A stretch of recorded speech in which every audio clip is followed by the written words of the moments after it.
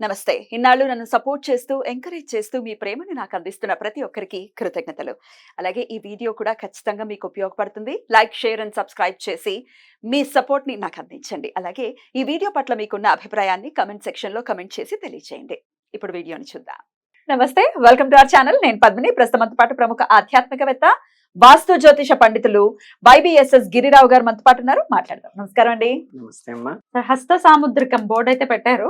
హస్త సాముద్రికం చాలా చాలా పెక్యులర్ సబ్జెక్ట్ డెఫినెట్లీ. అయితే చాలా మంది పెద్దవాళ్ళు చెప్తుంటారు, లేకపోతే ఇట్లా ఈ సబ్జెక్ట్ మీద అవగాహన ఉన్న వాళ్ళు కానీ చెప్పే మాట ఏంటంటే, ఎవరికి పడితే వాళ్ళకి చెయ్యి చూపించొద్దు, రేఖల్ని చూపించొద్దు అనే మాట కొంతమంది పెద్దవాళ్ళు చెప్తే నేను వినడం జరిగింది.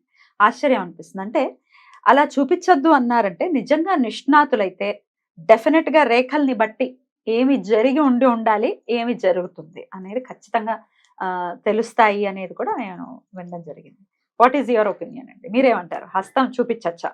అందులో అంతర్గతంగా ఉన్న రహస్యం ఏంటంటే, చూపించకూడదు అనేది ఏంటంటే, జనరల్గా జ్యోతిష శాస్త్రం కానీ, సాముద్రిక శాస్త్రం కానీ, అంటే అంగ సముద్రం కావచ్చు, హస్త సముద్రం కావచ్చు, ఏదైనా కావచ్చు, ఈ చెప్పే వాళ్ళందరికీ ఏంటంటే కేవలం బుక్కిష్ నాలెడ్జ్తో చెప్తే ప్రిడిక్షన్ పార్ట్ కరెక్ట్ కాదు. సో వీళ్ళకేంటంటే ఒక సాధన కానీ, మంత్రసిద్ధి కానీ ఉండాలి, నిత్యానుష్ఠానంగానే ఉన్నవాళ్ళు మాత్రమే వీళ్ళకి స్ఫురణ అంటారు. మీకు సిక్స్త్ సెన్స్ అంటారు కదా, అలా స్ఫురణ వస్తుంది. ఆ వచ్చిన వాళ్ళు మాత్రమే చెప్తారు. చెప్పడం వల్ల ఏంటంటే వీళ్ళకి తెలియకుండానే ఈ సాధన చేసే వాళ్ళకి ఇంట్యూషన్తో పాటు కొంత మంత్రసిద్ధి ఉంటుంది, కొంత వాక్శుద్ధి కూడా ఉంటుంది. వాక్శుద్ధిని కూడా మెయింటైన్ చేయగలుగుతారు. దానివల్ల ఏమవుతుందంటే కొన్ని హస్తాలలో చెప్పగలిగినవి, చెప్పవలసినవి, చెప్పకూడనివి కూడా మాకు కనిపిస్తాయి. అప్పుడేంటంటే ఒకటి చెప్తే వచ్చే సమస్య ఏమిటంటే అది జరిగేటువంటి అవకాశం ఉంటుంది. అంటే వీళ్ళది కూడా తోడవుతుంది కాబట్టి దానికి. ఫ్యూచర్ అయితే అంటే చెడు అయితే ఇప్పుడు మంచివి అనుకోండి, జరగాలి కాబట్టి మన వాక్శుద్ధి కూడా కలిసి కాస్త మంచి అవుతుందిలే అని చెప్పొచ్చు. చెడు ఉన్నవి ఏంటంటే మనం వాళ్ళకి చెప్పటం వల్ల ఒకటి, రెండోది ఏంటంటే వాళ్ళకి తెలియకుండానే ఈ జపం అంటారు. జపంలో ఎందుకు ఫలితం వస్తుంది? రిపీటెడ్గా చేయటం వల్ల వస్తుంది. అంటే ఇప్పుడు జనరల్గా ఇప్పుడు మా తాతగారు ఒక ఆయన ఉన్నారు, మా అమ్మ వాళ్ళ నాన్నగారు. ఆయనకి ఎవరో జ్యోతిష్యుడు చెప్పాడు, నాయన నువ్వు 73 వేళకి వెళ్ళిపోతామని. ఆయన 72 ఏడు వచ్చినప్పటి నుంచి నేను 73 ఏళ్ళకి వెళ్ళిపోతాను, 73 ఏళ్ళకి వెళ్ళిపోతాను. దాని ఏంటంటే ఒక ఈ నిత్యానుష్ఠానం చేసుకునే వాళ్ళు అదే అనుకోవటం వల్ల ఏంటంటే అది ఫలదీకృతమయ్యేటువంటి అవకాశం ఉంటుంది. అంటే ఎక్స్టెండ్ అవుతుందేమో, ఏమో భగవంతుడు అనుగ్రహించాడని చెప్పలేం కదా. అండ్ ఇలా అనుకోవటమే దట్స్ నథింగ్ కాల్డ్ మేనిఫెస్టేషన్. అంతేనా? అందుకని ఏంటంటే కొన్ని ఏంటంటే ధార్మికమైనటువంటి హ్యాండ్ కాని విషయాల్లో కానీ, కొన్ని అధార్మికమైనవి మనకి ఇబ్బందికరమైనవి జరుగుతాయి అనుకున్నప్పుడు వాళ్ళ లైఫ్లో, అమ్మ చెయ్యి ఎవరికి చూపించబాక, నాయన ఎవరికి చూపించబాక అని చెప్పిన పర్పస్ ఏమిటంటే అది వాళ్ళకి తెలిసి రిపిటేషన్ కావటం ఒకటి, వీడు చెప్పి చెడు చెప్పటం ఒకటి, అలా దాని ఫలితాలు లేకుండా ఉండటం కోసం అందరూ ఇలా పెద్దరికంగా తీసుకుని ఏమి చెప్పాలి ఏమి చెప్పకూడదు డిస్క్రిమినేషన్తో చేసేవాడు ఉండడు కదా. రైట్. అదే జడ్జిమెంటల్ గా ఉండేవాళ్ళు అందరూ వాళ్ళే అలాగే ఉంటారని ఎక్కడ ఉంది. రైట్. అందుకని సో ఫ్యూచర్ తెలుస్తుంది, పాస్ట్ తెలుస్తుంది, ప్రెసెంట్ తెలుస్తుంది అండి హస్త సాముద్రికంలో. పాస్ట్ తెలుస్తుందా? పాస్ట్, ప్రెసెంట్, ఫ్యూచర్ అంటే ఏంటంటే మీకు ఎరోస్కోప్ వేసినప్పుడు అయితే మీకు స్టాండర్డ్ అది ప్రెడిక్షన్ ఇలా జరిగి ఉండొచ్చు ఇండికేషన్స్ ద్వారా. పుట్టినప్పుడు ఏదైతే ఉంటుందో మీకు జాతక చక్రం చనిపోయేదాకా అదే ఉంటుంది. సో అందులో 3 కాలాలు ఉంటాయి. దీంట్లోకి వచ్చేసరికి ఏంటంటే ప్రధానంగా మీకు ఇది 7 సంవత్సరాలకి మార్పు చెందుతూ ఉంటుంది. అంటే కరెక్ట్గా 7 ఏళ్ల తర్వాత మారుతుందని కాదు, రేఖలు మారుతాయి. అంటే ఏంటంటే 7 సంవత్సరాల ముందు రేఖలు కనుక మీరు తీసుకుంటే, అంటే మీకు చిన్నప్పుడు ఏదో టాటా చెప్పినట్టో, బాయ్ చెప్పినట్టో, లేకపోతే తెలియకుండానే గోరింటాకు పెట్టుకునో ఏదో ఇలా చెయ్యి ముద్ర పడేట్టుగా ఒక 7 ఏళ్ల ముందుది కనుక మీరు తీసుకుని చూసుంటే అప్పటికి ఇప్పటికీ ఖచ్చితంగా రేఖల మార్పు ఉంటాయి. ఇప్పుడైనా చేయొచ్చా ఆ ప్రక్రియ? చెప్పండి.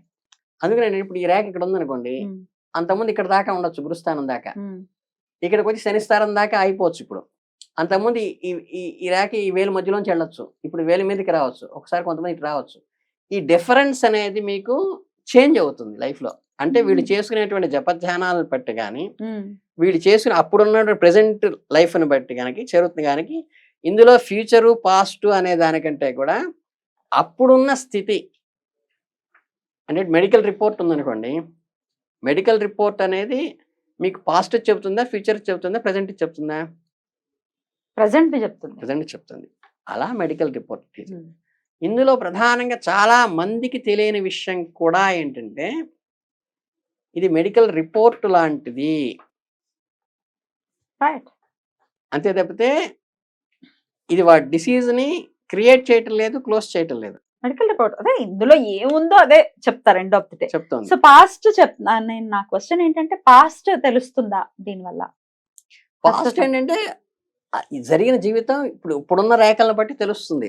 ఉమ్, అంటే కొన్ని ఇప్పుడు మీకు ఇక్కడ ఒక గండం ఉందండి, జీవన రేఖ కట్ అయింది అనుకోండి, ఉమ్, అక్కడైతే గండం ఉంటుంది. ఉమ్, చిన్నప్పుడు చెప్తాము ఏమండి ఇన్నిళ్ళ వయసు వచ్చి, అంటే ఇక్కడి నుంచి ఇక్కడ దాకా 120 ఏళ్ళు వేసుకుంటే మణిబంధన రేఖల దాకా ఉమ్, ఈ వయసులో మీకు గండం ఉందని చెప్తాము. ఉమ్, తర్వాత వాడి జపధ్యానాల వల్ల కానీ, వాడు చేసిన మార్కండేయుడిలాగా వాడికి జరిగేటువంటి కార్యక్రమాల్లో గండం దాటొచ్చు. అది సన్నగా లైట్ గా గీత వచ్చేసిన తర్వాత వచ్చేసింది అనుకోండి, ఉమ్, ఆ గండం పీరియడ్ అయిపోయిన తర్వాత చూసారనుకోండి జాతక, గండమేం నీకు కనపడదు గండమేం కదా. లేదని Correct, చెప్తారు. correct. సో ఇది ప్రెసెంట్ సర్టిఫికేట్. సర్టిఫికెట్ అంతేనండి? లాగానే ఉపయోగపడుతుంది. Right, right. బ్యూటిఫుల్ అండి. అయితే ఈ డేట్ ఆఫ్ బర్త్ లేని వాళ్ళు ఈ హస్త సాముద్రికాన్ని ఎంతవరకు బేస్ చేసుకోవచ్చు? ఫ్యూచర్ ఎట్లా మరి? ఇప్పుడు మారిపోయే రేఖలకి ఫ్యూచర్ ఎట్లా ప్రెడిక్ట్ చేస్తుంది? చేయలేం కదా, ప్రెసెంటే కదా. అవును, ఇప్పుడున్న పరిస్థితుల్లో భవిష్యత్తులో ఏమవుతుందని చెప్పడానికి వీలవుతుంది. అంటే మీకు ఈ మధ్య అంతా స్మార్ట్ ఫోన్లు వాడుతున్నారు. స్మార్ట్ ఫోన్ వాడేటప్పుడు మీరు ఇక్కడి నుంచి పంజాగుట్టనో, అమీర్పేటనో, లేకపోతే రైల్వే స్టేషన్ అనో వెళ్తున్నారంటే, మీరు 10 కిలోమీటర్ స్పీడ్తో వెళ్తున్నారనుకోండి, అందులో మీరు ఇన్ని నిమిషాల్లో చేరొచ్చు అని చెప్తుంది. అవును. మీరు 60 కిలోమీటర్ స్పీడ్తో వెళ్తున్నారనుకోండి, ఇన్ని నిమిషాల్లో చెప్పొచ్చు అని చెబుతుంది. ఈ 60 కిలోమీటర్ స్పీడ్తో వెళ్ళేటప్పుడు ఇన్ని నిమిషాల్లో ఉంది కదా అని తర్వాత 10 కిలోమీటర్ల సిగ్నల్ పడి స్లో అయిన దగ్గరికి వచ్చి అక్కడ రీచ్ కాలేదా అంటే ఆ డిఫెక్ట్ అర్థమైంది కదా మీకు.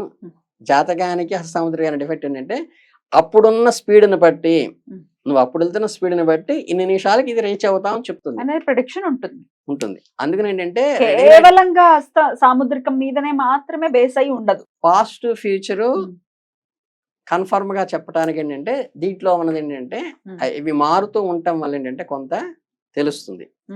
రెండోది ఏంటంటే అది జరగబోయేది మాత్రమే ఇప్పుడు ఇక్కడ ప్రజెంట్ బట్టి చెప్తాం. అంటే మీకు ఇందాక చెప్పాను సరే, ఏది మీకు it is a report, present report.